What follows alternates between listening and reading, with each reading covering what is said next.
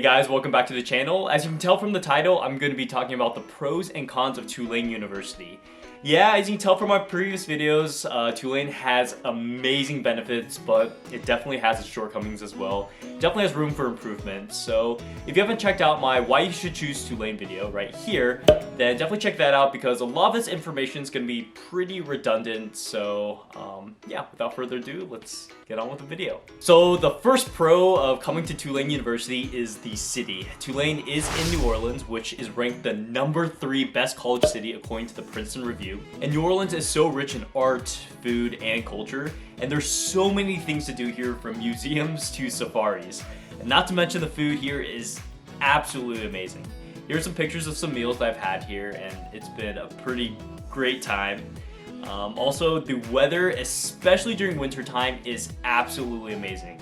It's around 75 degrees pretty much every day and sunny throughout the winter, but it can get kind of rainy in the beginning of the school year, so be sure to bring an umbrella and some rain boots because some areas of campus can get temporarily flooded.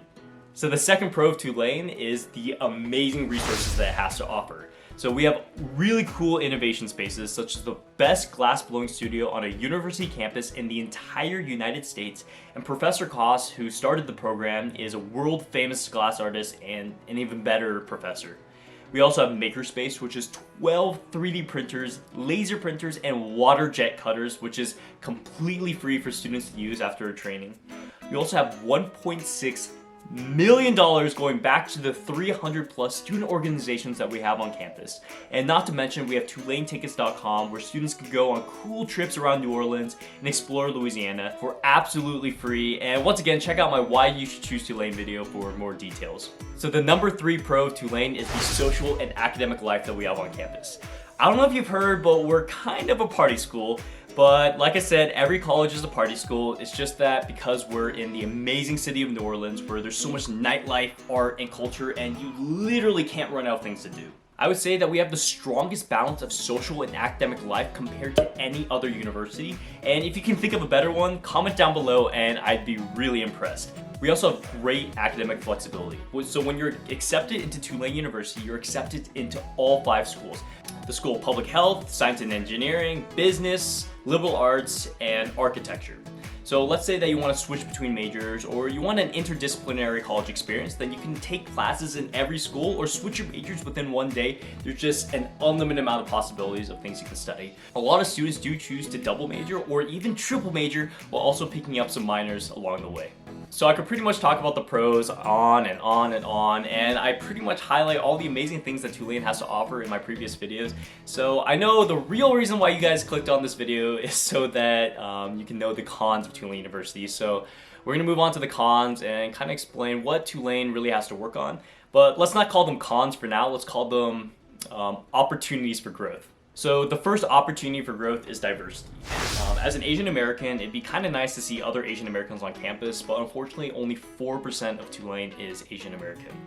According to this chart right here, you can see that the majority of students at Tulane are white, and yeah, African Americans, Latinos, and Asians are a vast minority on campus. But Jeff Schiffman, the director of admissions, just released the stats of the incoming class, and he said that 33% of the incoming class are students of color or international students, which is a 10% increase over the last year and a 65% increase over the class of 2019. So obviously Tulane does recognize that this class is not diverse, but it is making these strides to increase diversity on campus. And as you can tell from a lot of my previous videos, a lot of Asian American representation is represented in my videos because a lot of my friends are through the Asian American Student Union as well as the Tulane University Vietnamese Association. And through ASU and TUVA, I've met some of my best friends and a lot of support along the way. So Tulane does have a lot of other multicultural organizations such as the Indian Association as well as a Black Student Alliance organization. So yeah, we do have multicultural organizations where you get a lot of support along the way. And obviously Tulane is trying to grow and get a little bit better in its diversity. So the #2 opportunity for growth of Tulane is it is a very expensive experience. The estimated cost of attendance is right here. And New Orleans is not a cheap city. Much of its revenue is generated through tourism, so a lot of activities are out of the range of the typical college student. That's why it's ever so important to try new things and go on school-sponsored field trips, whether it's through the residential learning communities or the Jaunt series or even the recreation center. And honestly, there's so much to do for free every weekend. You just have to go out and look for it. And Tulane does recognize that a lot of its students come from privileged backgrounds, so they try working with the community, and therefore we have service learning requirements where students are required to volunteer a specific number of hours in order to graduate. And in some cases, students go above and beyond to choose to volunteer outside of service learning, and yeah, that's just great for the community as well. So the number 3 con is homesickness, and this is applicable to every other college university, but I'd say a lot of students, in fact, the number 1 issue that college freshmen run into is homesickness. When my mom and I were going on college tours, we would always ask the tour guides, what's something that you wish you knew before you came to college? And 90% of them said, I wish I knew how homesick I would be. And so telling a student that they may be homesick not necessarily combats the homesickness, but what it does is it gives them kind of a warning so that they can put a special effort in order to avoid the homesickness. So in order to avoid homesickness, there are a plethora of activities to get involved with. You just have to get out of your comfort zone. But Tulane also has counseling and psychological services, also known as CAPS, where you can talk to a clinical psychologist up to 12 times per year about anything that you're running into, anything you want to talk about, and it's a great resource on campus if you ever become homesick. With that being said, college is a time to find your new identity and explore new things. So join clubs and organizations that you thought you would never join when leaving high school. So try new things and get out of your comfort zone. So the number 4 con of Tulane, I would say, is that culture behind having the expectation to always be doing something, whether that's partying or studying, because we do have strong social and academic culture behind Tulane. So that means that, let's say one weekend you just want to stay indoors and you just want to chill, watch a movie, read a book. I guess that's kind of looked down upon in Tulane's culture. I'm not entirely sure how to put that. Yeah, I didn't really realize this, but I was reading a Reddit post about Tulane, and one student said that, and it just opened my eyes, and I was like, wow, yeah, I guess I was always trying to do something because I guess that's that expectation at Tulane. But I'm here to say that it's completely okay for you to just stay indoors, relax, and not be doing anything. You don't have to study, you don't have to party all the time. You can just be indoors doing whatever you want to do, you know, chilling and watching Netflix. Yeah, I do know that a lot of my videos show that I'm always doing something, and that is true. I did pack every single hour of my day, or at least I tried to, with something so that I would never feel bored, so that I could avoid homesickness. But there were some of those times where I would just like chill in my room and just, you know, watch some videos, and also sometimes I would just bring a soccer ball to the soccer turf and I would just kick the ball around by myself, and that's completely okay.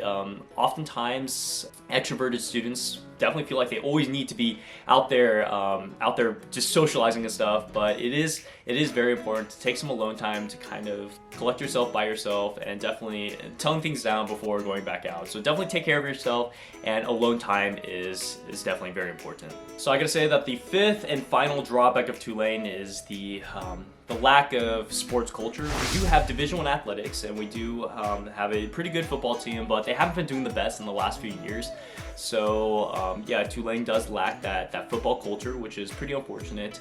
But I gotta say that Tulane was pretty hyped up during the LSU versus the Clemson College Football National Championship game, as you can tell from my first day of classes video, where I went down to the French Quarter and filmed that.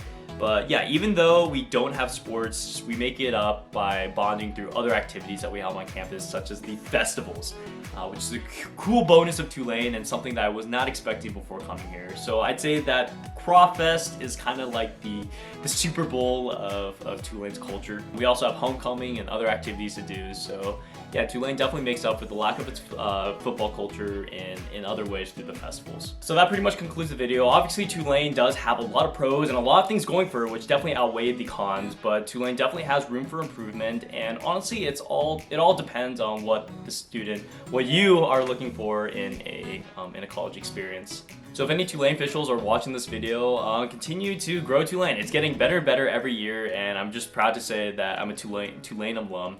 If you enjoyed this video, don't forget to subscribe, drop a like if you enjoyed, and I'll catch you in the next one. Peace.